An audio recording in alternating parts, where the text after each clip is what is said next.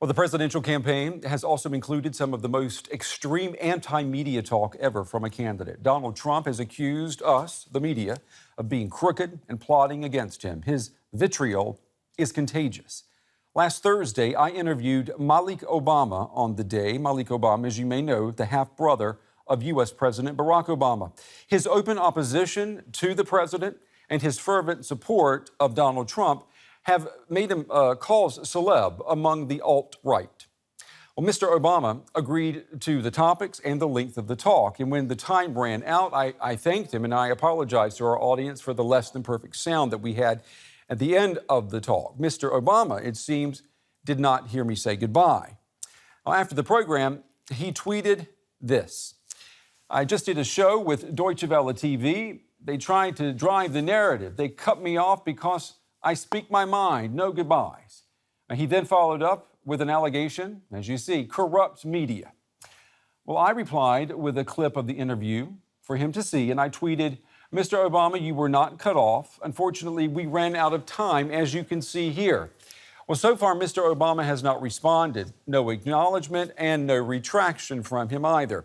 We felt in a campaign where it's open season on journalists and in the interest of truth and fairness, the record should be set straight. And that's what we've done. Mr. Obama, we hope you got this message. It's a rigged, broken, corrupt system. It's rigged, it's broken, it's corrupt. This is the guy who said the Emmys were rigged against him when his TV show didn't win. And watch the polls, because this is part of the crooked system. I gotta say, that means he's losing.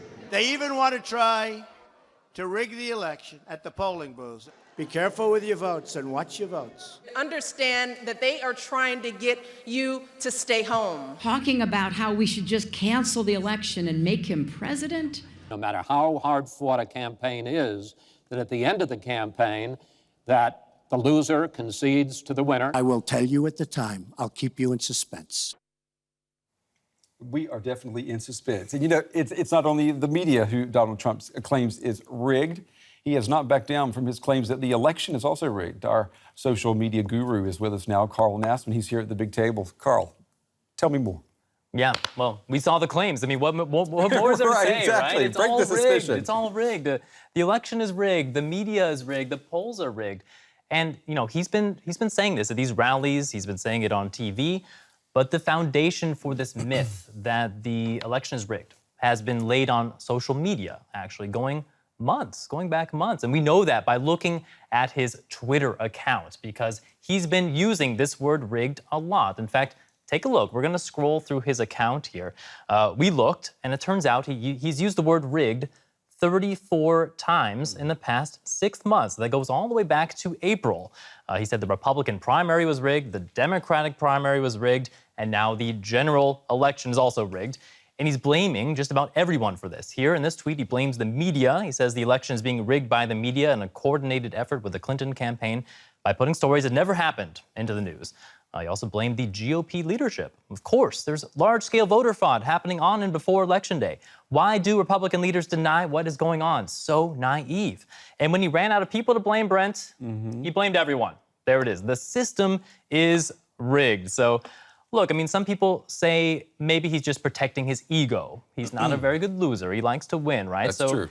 In case he doesn't win tomorrow, maybe this is all about, hey, look, you know, I told you it was rigged. If I lose, that's the reason why. But we've had discussions about this. A lot of journalists, a lot of political experts.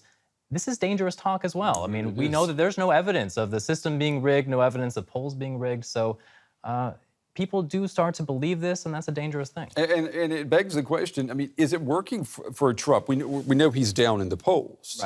Right. It is working. Yeah, because he's a master of controlling the message. And when things weren't going well for him, he decided he wanted to change the topic of conversation. So here's an example of him using social media to do just that. With the word rigged, we have a map here of tweets in just the 7 days before the last debate. 1 million times it was used across the U.S., and that really just changed the topic.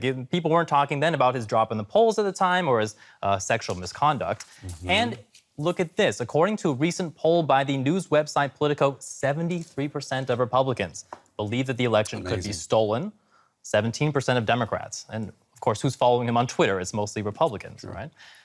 He's also encouraging his supporters to keep watch at polling stations. Brent, this is his actual website. It says, volunteer to be a Trump election observer. Help me stop crooked Hillary from rigging this election. That's his actual website. Yep. Do you think it's working? Take a look. We have someone there who got in the mail. She says, look what I got in the mail. I'm a poll watcher for Trump. And she has this little laminated card there. Right. So, yeah, we'll have to see what happens tomorrow. But this could lead to some trouble. If we see poll watchers like this, kind of amateur poll watchers, if they clash with voters, you never know. All right. Carl Nassman, thank you very much. We're going to be talking with you a little bit later on Facebook Live. We're going to continue this conversation. Carl Nassman, thank you very much. Well, someone who can give a definitive answer on the quality of the U.S. elections is Ambassador Audrey Glover, who leads the OSCE's election observation mission in the United States. Dame Glover joins me from our studio in Washington. Good evening to you, Ambassador. Are you observing the U.S. elections this go around as a result of Donald Trump's claims that they are rigged? We are observing the elections. We've been here since the beginning of October, and we are observing the whole of the electoral process. We have, of course, been watching everything, the campaign, the media, the legal situation, the election administration, and also we are looking at campaign financing as well. And the political scene. So we're watching everything and have been since we've been here. Have you seen anything? And of course, we deal in fact. We deal in facts, and we are observing all the process and procedure. We also, of course, hear these allegations, but they are allegations. And until we can see some proof of these allegations, we are just noting them. But it's important for us to see and hear the facts. Dame Glover, let me ask you, what about these early voting claims in the United States, especially in North Carolina, claims of Republicans trying to suppress the black vote there? We know that the early voting count among African Americans in North Carolina is down significantly this season.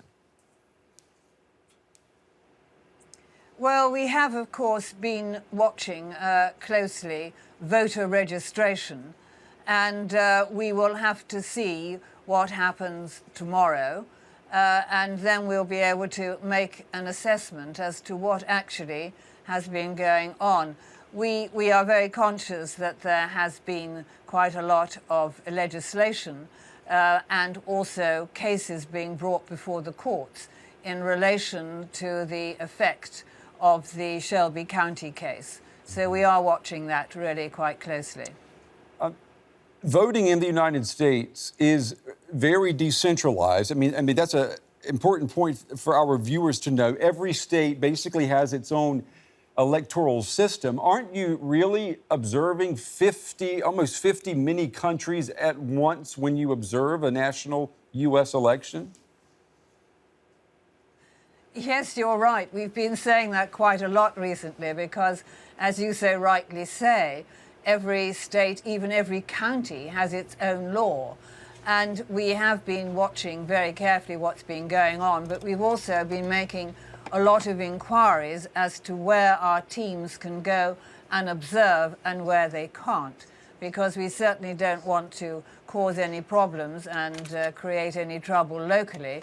So we have spent a lot of time and trouble, and that has really made us realize that we are, as you correctly say, in effect watching 50 different elections here, plus that of D.C. as well.